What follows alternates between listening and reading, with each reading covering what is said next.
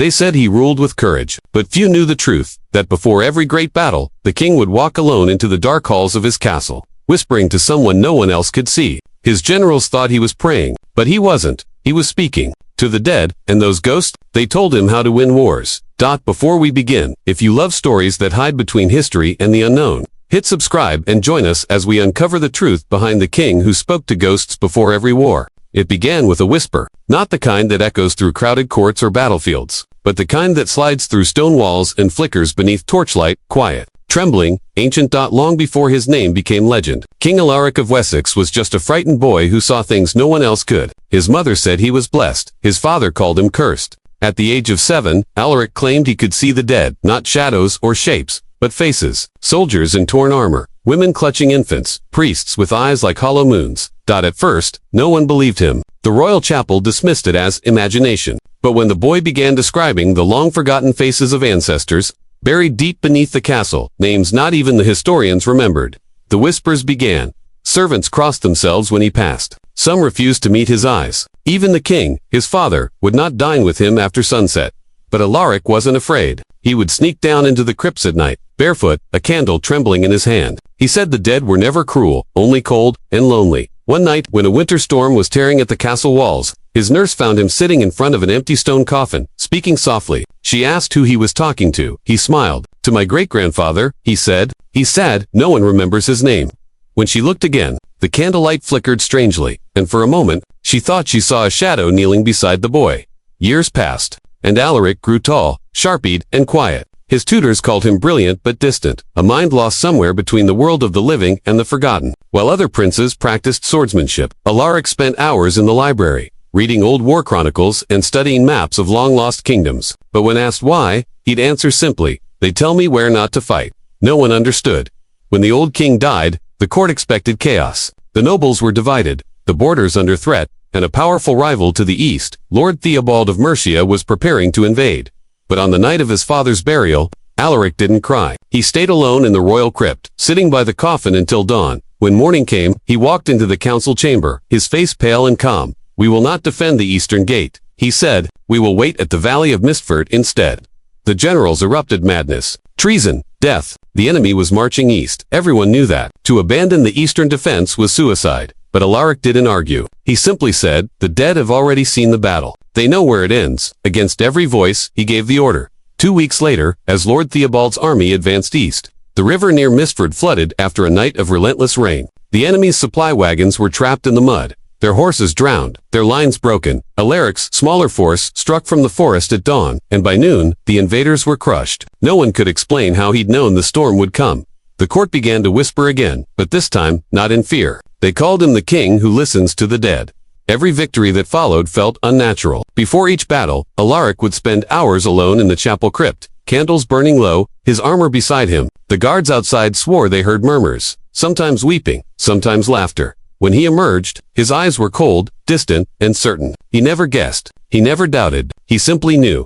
And every time he knew, men died exactly where he said they would. By the 5th year of his reign, Wessex was stronger than ever. But inside the castle walls, fear was returning. The queen, a foreign bride from the north, began to dread the hours her husband spent in darkness. She would wake at night to find him whispering into the empty air beside their bed, his hand outstretched as if touching someone unseen. One night, she asked, "Who are you speaking to?" Alaric turned slowly, his eyes reflecting the candlelight like polished glass. "They are not gone," he said. "They just wait where we cannot follow." The queen wept. She began writing letters to the royal priest, begging for an exorcism, pleading for her husband's soul. But the priest refused. He said the king's victories were divine miracles. Only one man disagreed, Sir Cedric, the captain of the royal guard. He had fought beside Alaric since boyhood, and had seen the king do the impossible, anticipate ambushes, sense danger, even name the dead before their bodies were found. But now he feared something darker. One evening, Cedric followed his king into the crypt after curfew. He watched from the shadows as Alaric lit 7 candles and drew a circle of chalk upon the floor. Then, softly, he began to speak, not in the language of men, but in something older. The air grew colder, the flames bent sideways, and Cedric swore he heard multiple voices answering back.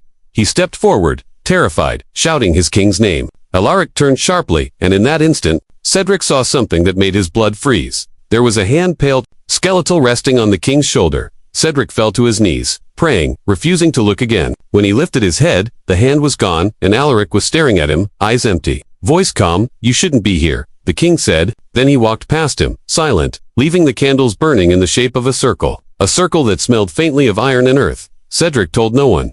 But that night, he wrote in his private journal, "The king no longer seeks counsel from the living." The following spring, a black plague swept through the southern villages. Thousands died. Crops rotted. Panic spread like fire. Yet Alaric did not despair. He went to the chapel, alone, and prayed for 3 days. When he returned, he ordered the gates of Wessex closed and all fires in the lower city extinguished. The people obeyed, afraid, confused, desperate. Weeks later, when neighboring kingdoms were wiped out by the plague, Wessex remained untouched. The court called it divine protection. But Cedric noticed something else. The king looked older, thinner. His voice rasped like someone who hadn't slept in years. When asked how he knew to close the gates, he only said, "They told me." And when Cedric asked who they were, the king smiled faintly. "The ones who remember the wars we've already lost." As the months passed, Alaric's victories grew, but so did his isolation. He no longer dined with his council. He no longer visited his wife. He spent nights in the catacombs beneath the castle, where the air was heavy and still.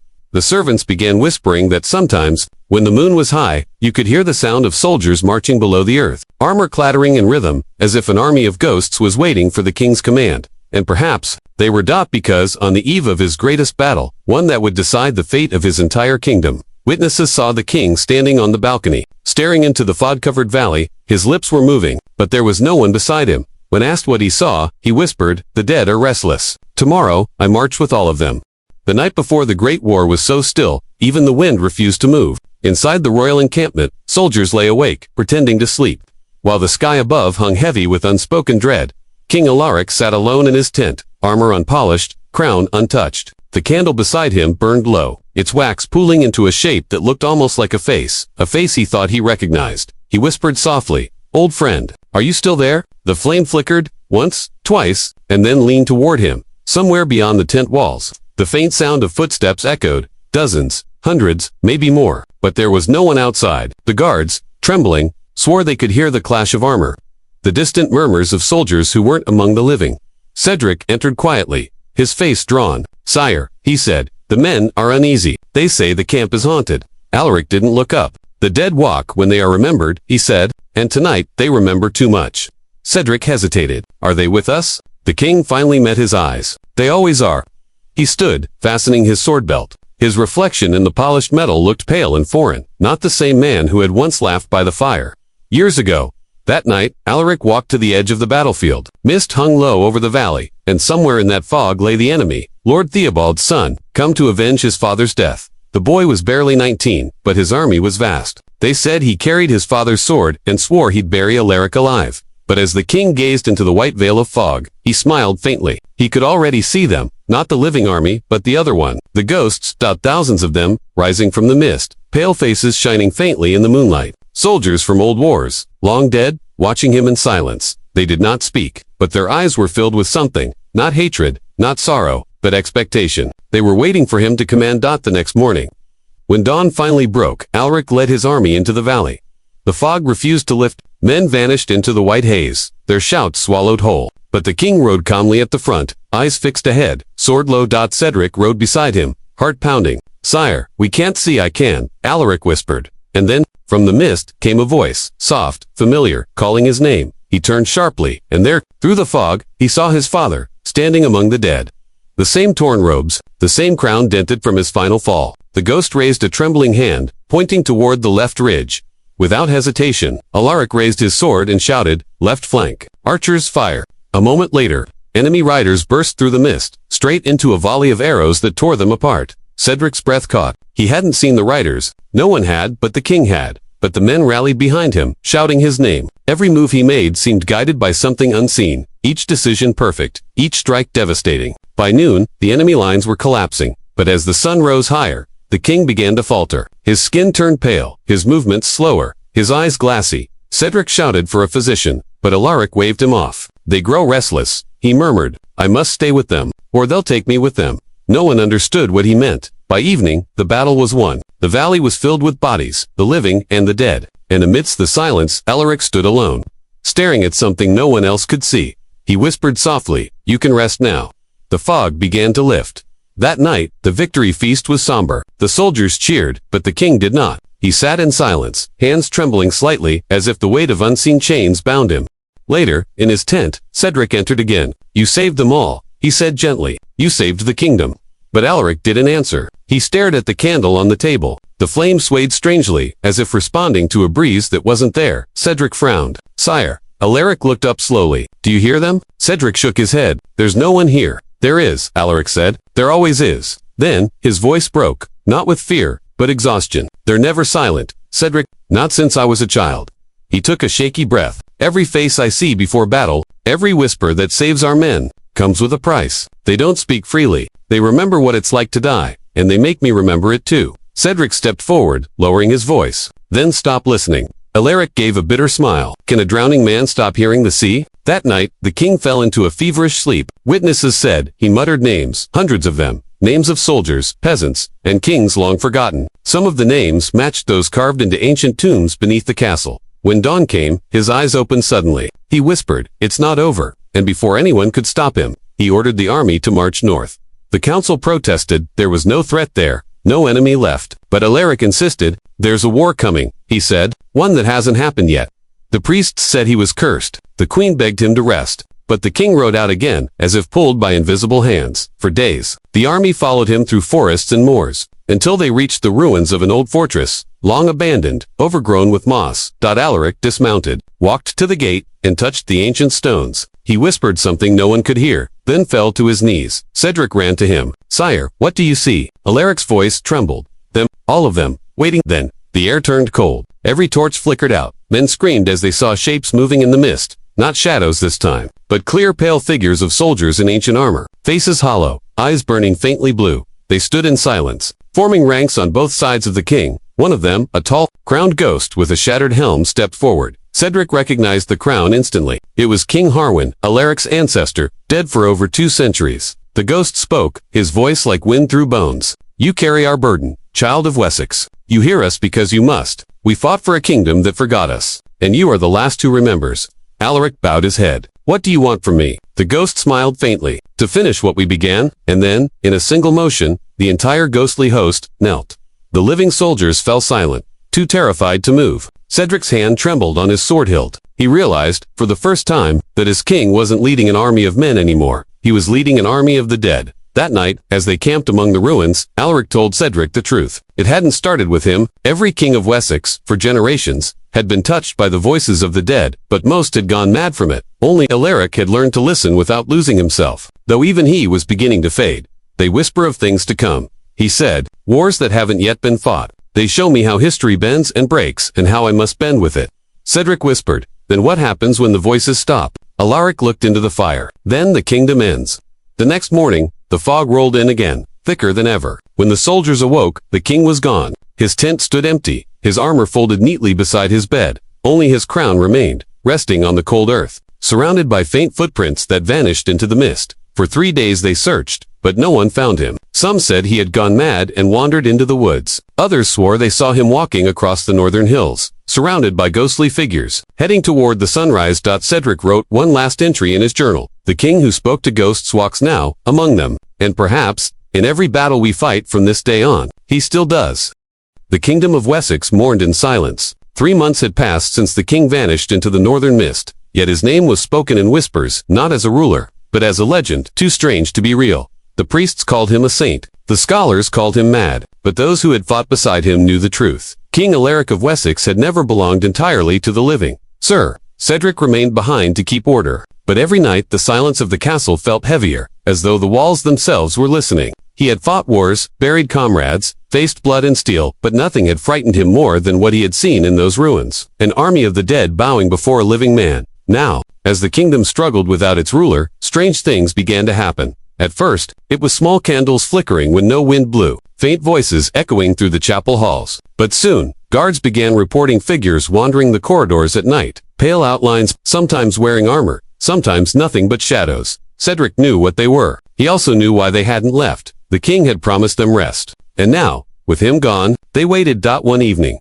as the rain lashed against the windows, Cedric entered the royal library. He had come searching for the king's old journals, perhaps a clue, perhaps an answer. The room was cold. Books lay scattered across the floor, as if someone had torn through them in desperation. The king's desk was untouched, covered in dust except for one thing, a leather-bound book, left open. Its ink faded but legible. The first line made Cedric's blood run cold. If I am gone, it means they have called me back. It was the king's handwriting. Cedric sat down, trembling, and began to read. The Journal of King Alaric of Wessex. The voices began when I was a child. At first, I thought they were dreams, fragments of memory carried on the wind. But one night, I realized they were not my dreams. They were theirs. The kings before me, the soldiers who died for our name, the women who wept as the fires burned our cities. They do not rest. They cannot rest. For as long as Wessex stands, they are bound to it, and so am I. Cedric turned the page, the candle trembling beside him. I asked the royal priest once why the bloodline of Wessex always bears madness. He told me an old story, one that the church buried long ago. Before our time, when the first king of Wessex took the throne, he swore an oath not to God, but to death itself. He begged for victory, eternal power for his bloodline, and death agreed. But in return, he took the voices of all who died in our wars and chained them to us. From that day forward, every king would hear them. Every war we won would feed them, and every time we silenced them, another would rise. Cedric's hands tightened on the page, so it was true. The bloodline was cursed, not blessed by prophecy, but bound by a bargain. He read on. They warn me before battles. They whisper secrets that no mortal should know. But their price grows heavier with each victory. I feel them in my bones, my dreams, my breath. Sometimes, when I speak, I do not know if the words are mine, or there's a... The ink trailed off, then continued in a different tone, shaky, frantic. They are growing impatient. They say, I have forgotten my purpose. They want me to finish the war that never ended. I see their faces in the mirror, not enemies, but ancestors. They are not angry, only waiting. Cedric swallowed hard. The hairs on his neck rose. The next entry was darker still. I tried to leave them once. I rode north, far beyond the rivers, hoping the voices would fade. But the further I went, the louder they became. In the ruins of the old fortress, I finally understood. This was where it began. This is where the first oath was sworn. And this is where I will end it. The last page was incomplete. The ink smeared by something that looked like water or tears. If I do not return, do not come for me. The dead are patient, and they are tired of waiting. Cedric closed the book slowly. His heart was pounding. He sat there for a long time, the candle burning low. And then he heard it, a faint whisper, almost like a sigh. He froze. The voice came from behind him. Did you find what you were looking for? He turned sharply, but the room was empty. Only the shadows shifted, and for a brief moment, he saw a familiar outline standing in the doorway. The king, pale, translucent, eyes glowing faintly. Cedric's throat tightened. My lord, the ghost smiled faintly. You always were loyal, Cedric. Cedric rose to his feet. Where did you go? What happened to you? The king's voice was calm, but distant. I went where the oath was made, and I learned that some battles never end. They only wait for new soldiers. Cedric stepped closer. Can it be broken? Alaric's eyes darkened. Every curse can be broken, but this one demands a choice. To silence the voices, I must silence Wessex itself. Cedric stared, horrified. You mean, destroy the kingdom? The king nodded slowly. The voices are bound to the crown. As long as the throne stands, they will never rest. A long silence followed. The wind howled outside. Cedric whispered, then what will you do? Alaric looked toward the window, where the moon shone faintly through the storm. I will finish the oath my ancestor began. I will free them, even if it means ending everything I built. Then, just as suddenly as he had appeared, he was gone. The candle went out. Cedric stood in darkness, trembling. He knew what the king meant to do, and he knew he couldn't let it happen. At dawn, Cedric gathered a small company of soldiers and rode north. He followed the same trail the king had taken months before, through dead forests and frozen hills, until he reached the old fortress. The ruins were silent, wrapped in mist. But the moment he stepped through the gates, the air turned heavy, as if 1,000 unseen eyes were watching. At the center of the courtyard, something glowed faintly. A circle of candles, burning without flame, and in the middle, a figure kneeling, King Alaric. His armor was gone, replaced by tattered robes. His crown lay shattered beside him. His hands were pressed to the earth, and the ground around him pulsed faintly with light, ancient symbols etched into the soil. Cedric shouted. Stop. The king didn't move. His voice was soft, distant. It's almost done. Cedric stepped closer. The light from the circle flickered violently, and for an instant, he saw faces rising from the ground. Soldiers, kings, queens, all staring upward, their mouths open in silent screams. They want to rest, Alaric said, and I promise them peace. But you'll destroy yourself, Cedric cried. The king smiled faintly. Maybe that's the point. Cedric drew his sword, tears in his eyes. Then forgive me, my lord. He stepped forward, breaking the circle. The light flared, the air exploded with a deafening roar, and everything went white. When the light faded, Cedric was on his knees, ears ringing. The ground where the king had knelt was empty, only his crown remained, cracked and cold, and from the mist came a single whisper, faint, but clear, "Thank you." Cedric returned to Wessex, a changed man. He placed the crown upon the altar of the royal chapel and sealed the doors forever. From that day onward, no king of Wessex ever sat upon the throne again. The line ended there with a man who spoke to ghosts, and a soldier who silenced them.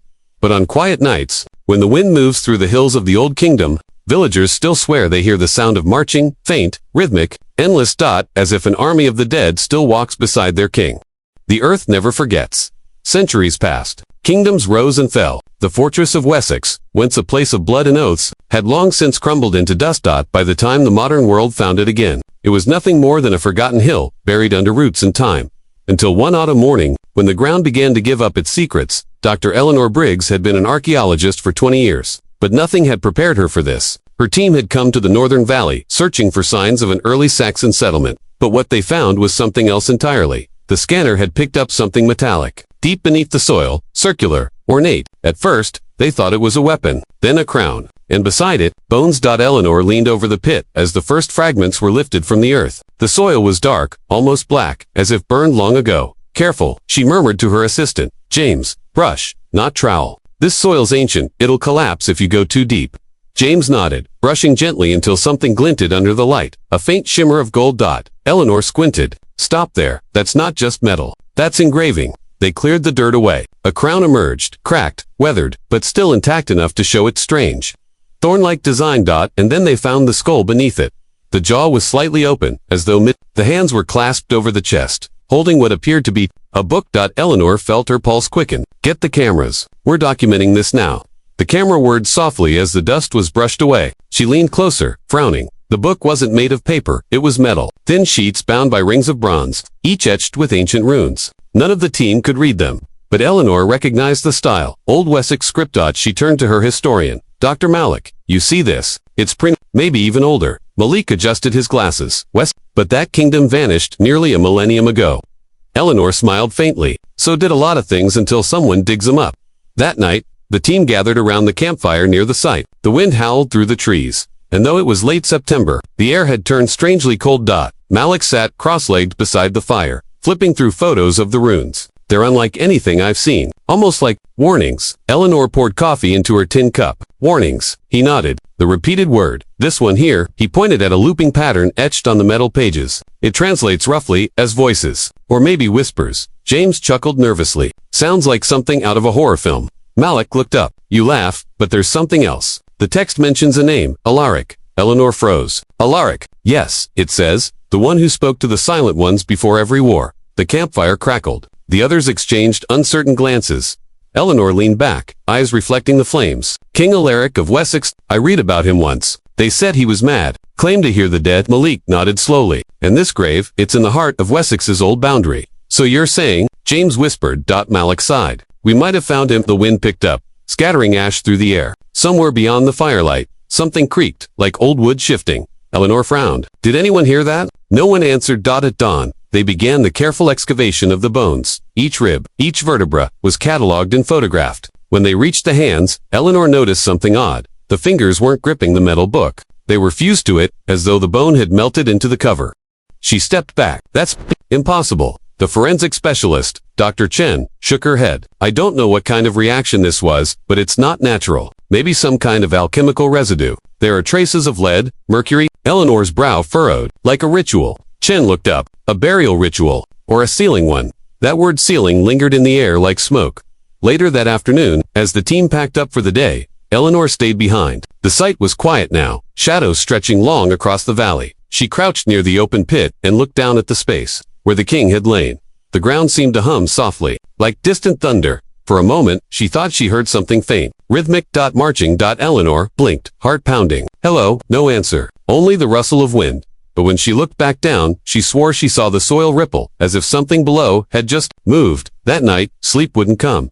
She sat in her tent, laptop open, cross-referencing every historical mention of King Alaric, and the more she read, the colder she felt. The chronicles described him as the king who spoke to ghosts, a man who claimed to hear the voices of every fallen soldier before battle, a man who disappeared after his final war, leaving behind a prophecy that the silence of his crown would not last forever. And then she found it, a manuscript written by a royal guard, Sir Cedric of Wessex, half-burned, barely legible. But one line stood out clearly. If the crown ever breathes again, the voices will return. Eleanor stared at the screen, her breath shallow. The crown? It wasn't just an artifact. It was a seal. She ran outside, stumbling toward the pit. The moon was high now, silver light pooling over the earth. The crown still lay where they'd left it, gleaming faintly under the tarp. She pulled it free and turned it in her hands. For a moment, it seemed to hum, a soft vibration through her fingertips. And then faintly she heard it, a whisper, low, distant, like wind through a graveyard. But it wasn't the wind. Dozens of voices, overlapping, ancient, words she couldn't understand, pleading, calling, weeping. She dropped the crown, heart racing. It hit the ground with a dull metallic ring. The sound echoed too long, too deep, and the earth trembled. By the next morning, the team found the site half collapsed. Tents torn, tools buried under fallen soil. No sign of Eleanor. Her notebook lay open beside the pit. The last thing she had written was a single sentence. He's not gone. Malik stared at the note, pale-faced. They searched for days, but never found her. Eventually, the government sealed the site, classifying it as unstable terrain. The discovery was buried, literally, and bureaucratic ally. The crown was taken to the British Museum under restricted storage. The public never saw it. But one night, months later, a security guard patrolling the museum's lower archives stopped in front of a glass case. Inside, under faint light, sat the crown, darkened with age. He leaned closer, squinting. Had that crack always been there? The crown seemed to vibrate softly, just a trick of the eyes. Maybe. And then, for a split second, he saw it. A reflection that wasn't his own. A man, tall, cloaked in tattered robes, wearing the crown eyes like smoke, staring right at him. The guard stumbled back, dropping his flashlight. When he looked again, the reflection was gone. Only the faint sound of distant footsteps echoed through the hall. Marching, weeks later, a documentary team uncovered the truth. Leaked footage, missing records, whispers of a curse surrounding the excavation. They traced Eleanor's research and found her last recording. It was grainy, her voice trembling. If anyone finds this, the crown isn't a relic, it's a gate. The voices, they're not memories, they're waiting. And he's waiting with them. The oath wasn't broken. It was buried. The tape ended with a low, resonant sound like a heartbeat. And in the silence that followed, a whisper, the war is not over. In the years that followed, strange things began to happen in the northern valley. Farmers reported hearing voices at dusk, soft chants carried on the wind. Hikers claimed to see flickering lights in the mist, like torches moving through the fog. Some said they saw figures, men in armor, their eyes glowing faintly. And once, just once, a traveler passing through swore he saw a man standing on the hilltop, a tall man in a torn cloak, watching the valley below. When he called out, the figure turned and vanished into the mist.